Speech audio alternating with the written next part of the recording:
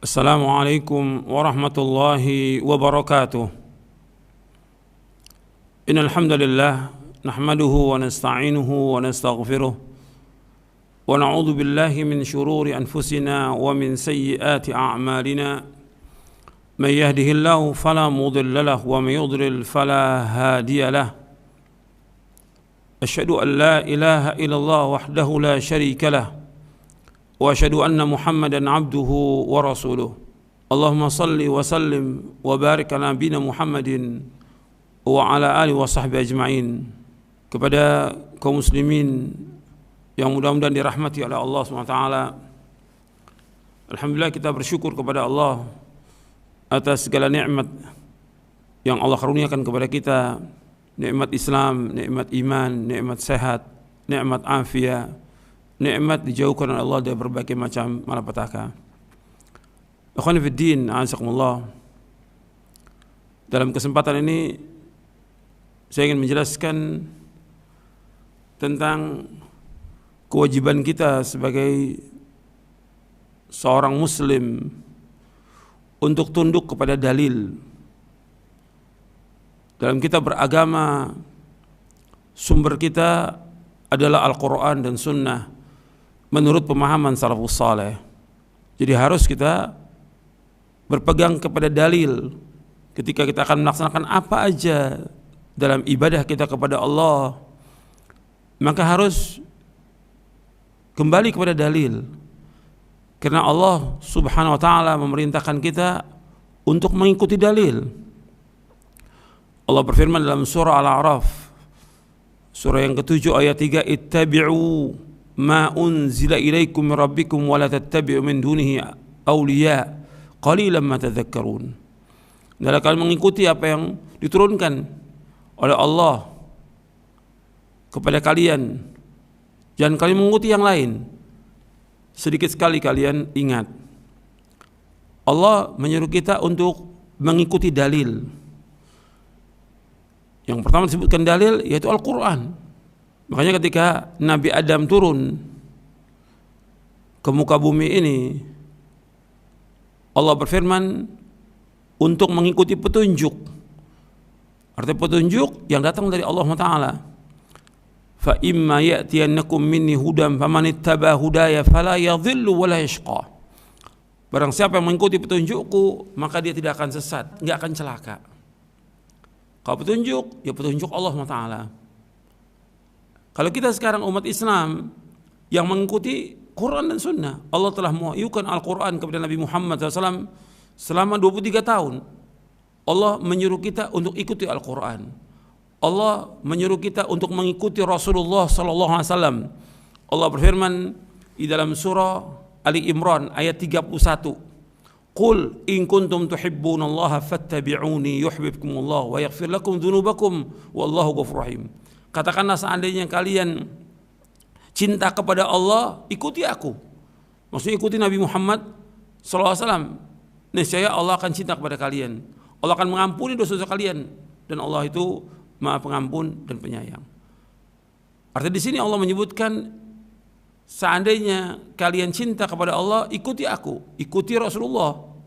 Yuhibbukumullah, Allah akan cinta kepada kalian. Wa yaghfir lakum dzunubakum, Allah mengampuni dosa kalian. Jadi kalau ikut Rasulullah, Allah akan cinta. Kemudian Allah akan ampuni dosanya. Dan Allah Maha Pengampun dan Penyayang. Ikhwan fiddin, azakumullah, ini penting dalam kita beragama ini. Ikuti Quran dan Sunnah. Kemudian mengikuti pemahaman para sahabat, karena mereka yang lebih paham tentang Quran dan Sunnah. Jadi dalil-dalil itu dalam kita beragama, dalil, hujjah, bukan kata orang, bukan kata pendapat ulama atau syekh atau yang lainnya. Ini yang diajarkan oleh Rasulullah SAW kepada para sahabatnya. Demikian juga para sahabat seperti itu. Sehingga kita ini berjalan di atas jalan yang lurus, di atas siratal mustaqim, tidak sesat. Tapi ketika orang mengikuti pendapat itu bisa menyesatkan mereka. Dan Allah menyuruh kita mengikuti dalil. Sampai kepada orang-orang Yahudi Nasrani yang mengakui bahwa mereka ini adalah ahli sorga. Maka Allah SWT menyuruh Nabi Muhammad SAW untuk mengatakan mana dalil kamu, mana bukti kamu. Mereka berkata, wa qalu la yadkhulul jannata illa man kana hudan aw nasara tilka amaniyuhum qul hatu burhanakum in kuntum shadiqin. Mereka berkata, tidak akan masuk surga kecuali orang Yahudi atau Nasrani. Itu angan-angan mereka. Katakanlah kepada mereka, mana bukti kamu, mana dalil kamu jika kalian orang-orang yang jujur. Yang diminta dalil. Begitu juga Allah menyebutkan tentang kaum musyrikin dalam surah Al-An'am. Kaum musyrikin mengatakan bahwa ini adalah haram, binatang-binatang ini halal, ini haram. Allah menyuruh Nabi Muhammad SAW, nabbi'uni bi'ilmin in kuntum sadiqin. Sampaikan kepadaku dengan ilmu. Mana dalilnya? Harta kepada kaum musyrikin. Mana yang mengatakan bahwa binatang ini halal, yang binatang ini haram, mana dalilnya? Begitu juga ketika mereka mengatakan bahwasanya kami ini kalau Allah nggak kehendaki kami nggak berbuat syirik. Begitu juga bapak kami. Kata Allah kepada Nabi Muhammad, sampai kepada mereka, qul hal indakum min ilmin fatukhrijuhu lana? Apakah kamu punya ilmu, punya dalil yang kamu bisa keluarkan untuk kami? Mana keterangannya? Jadi semua dalam kita beragama ini dalil. Hatta kepada kaum musyrikin, mana keterangannya, mana dalilnya? Itu kepada kaum musyrikin, apalagi kepada kita. Ketika disuruh nih, laksanakan ibadah ini seperti ini ibadahnya, dalilnya mana? Dalil. Yang diminta dalil. Dan kita tidak boleh ikut-ikutan dalam kita beragama, tidak boleh. Tidak boleh taklid. Allah berfirman dalam surah Al-Isra di ayat 36. Wala taqfu ma laysa laka bihi ilmun inna as-sam'a wal basara wal fuada kullu ulaika kana mas'ula. Jangan kamu ikut apa yang kamu tidak tahu. Karena sungguhnya pendengaran, mata dan hati akan ditanya oleh Allah. Jangan kamu ikut apa yang kamu tidak tahu. Allah yang mengatakan, jangan kamu ikut apa yang kamu tidak tahu. Karena sungguhnya pendengaran, mata dan hati akan ditanya oleh Allah. Jangan taklid. Semua imam, Imam Hanafi, Maliki, Syafi'i, Hambali, semuanya mengatakan kalau ada pendapatku menyalahi sunnah Rasulullah, buang pendapatku, ikuti sunnah Rasulullah. Semua imam mengatakan demikian. Mereka semuanya para imam rahimahumullah menganjurkan kita, mewajibkan kita mengikuti dalil. Sampai dikatakan oleh Imam Syafi'i rahimahullah. Kata Imam Syafi'i rahimahullah, kata beliau, ajma'al muslimuna ala anna man istabanat lahu sunnatur Rasulillah SAW lam yakun lahu ayyada'aha liqawli ahadin minan nas. Telah ijma' kaum muslimin, kata Imam Syafi'i rahimahullah, telah ijma' kaum muslimin, siapa aja yang sudah jelas ada sunnah Rasulullah SAW, dia tidak boleh meninggalkan sunnah itu karena perkataan seorang dari manusia. Siapa aja manusia ini. Kalau sudah ada sunnah Rasulullah, yang wajib kita ikut siapa? Sunnah Rasulullah. Gak boleh ikut perkataan orang. Apakah dia ustadz, dia syekh, dia imam, dia ulama, gak boleh kita ikut. Yang kita ikut dalil. Makanya Imam Syafi'i juga mengatakan rahimahullah, kalau ada pendapatku menyalahi sunnah Rasulullah, buang pendapatku, ikuti sunnah Rasulullah. Yang kita ikut sunnah Rasulullah, bukan perkataan ulama, bukan syekh. Makanya ketika orang itu taklid kepada syekh atau ulama, orang yang taklid ini dia nggak masuk kepada orang yang berilmu. Dia bukan orang berilmu dan bukan ulama.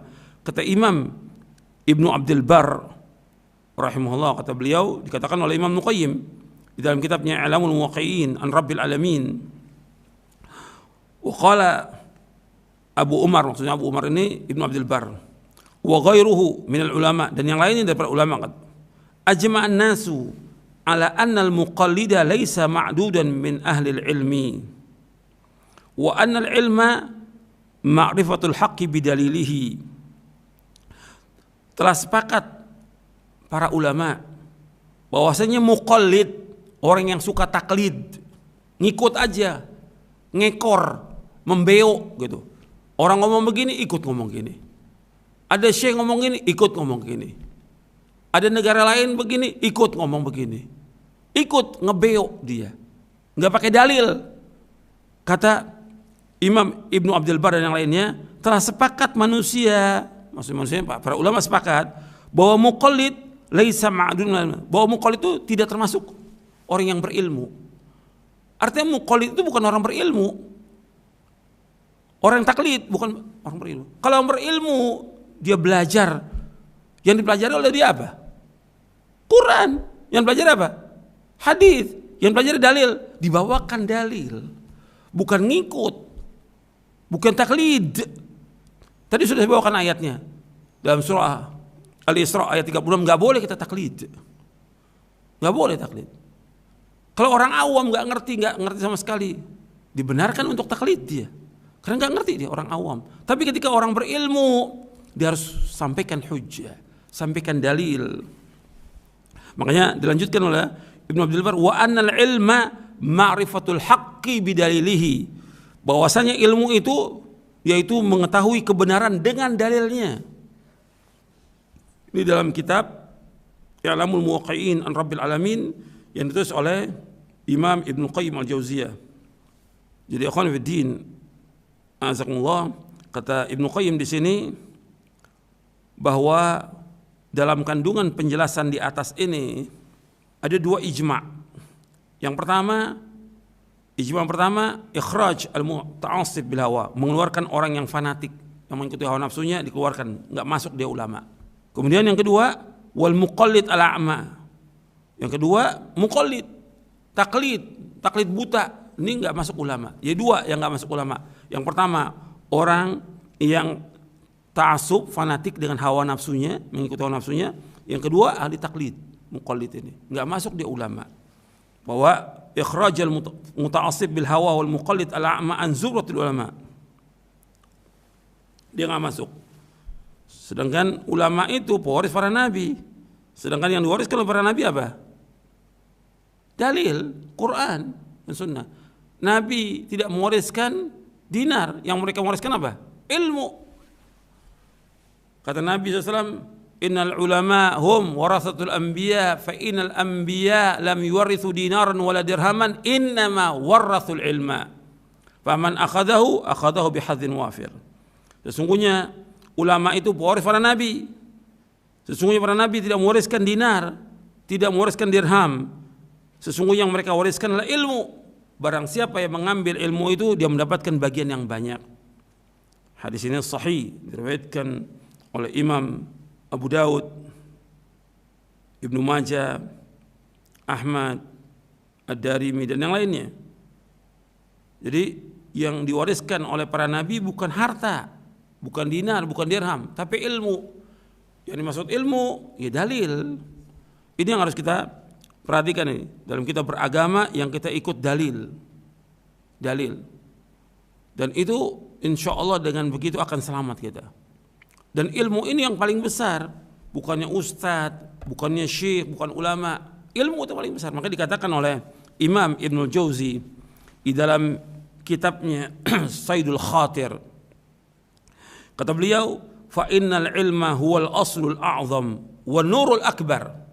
Sesungguhnya ilmu itu adalah pokok yang paling besar dan cahaya yang paling besar. Artinya ilmu itu pokok yang paling agung dan cahaya yang paling besar. Ini dikatakan oleh Imam Ibnul Jauzi dalam kitabnya Saidul Khatir. Beliau Ibnul Jauzi wafat tahun 596 Hijriah. Abad ke-6. Jadi ilmu itu adalah yang paling agung, paling besar. Yang kita agungkan ilmu. Ikuti ilmu, dalil. Bukan kata orang, bukan kata syekh, bukan kata fatwa, tapi dalil. Dalilnya yang kita ikut. Sebab ketika orang itu tidak mengikuti dalil, di sini mulai dia akan sesat. Kata Syekhul Islam Ibnu Taimiyah rahimahullah, kata beliau, man faraqad dalil dhalla sabil wala dalila illa ma ja'a bihi Rasul sallallahu alaihi wasallam. Man faraqad dalil dhalla sabil, barang siapa yang berpisah dengan dalil, dia tidak menggunakan dalil dari Quran Sunnah, dhalla sabil, dia pasti akan sesat. wala dalila illa ma ja'a bihi rasul, dan tidak ada dalil kecuali apa yang dibawa oleh Rasulullah SAW. Ya, dalil itu Quran, dalil itu hadis Nabi yang sahih, dan kemudian dipahami oleh para sahabat. Itu dalil namanya. Bukan kata syekh, bukan kata ustaz, bukan kata fatwa. Dalil yang dibawakan, dalilnya. Dan ini disebutkan oleh beliau di dalam kitabnya Dar'u Ta'arul Aql wan Naql, dan juga disebutkan oleh Al-Imam Ibnu Qayyim Al-Jauziyah dalam kitabnya Miftah Daris Sa'adah. Ikhwanuddin, azakumullah, ini masalah kita kembali kepada dalil. Ini yang kita pelajari. Kita belajar nuntut ilmu ini. Ilmu yang kita pelajari apa?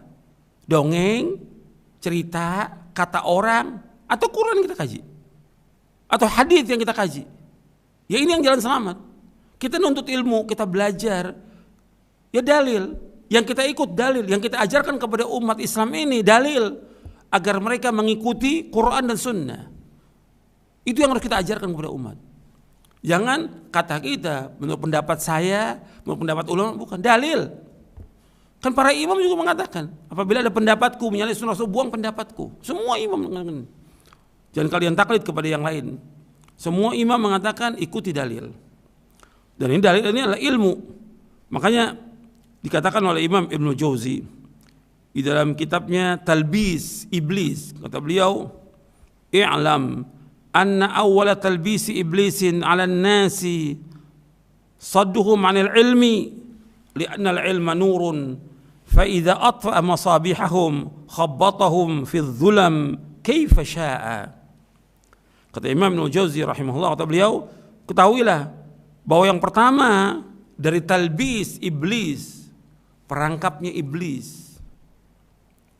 Iblis ini punya perangkap untuk menyesatkan manusia, atau pengkaburan iblis.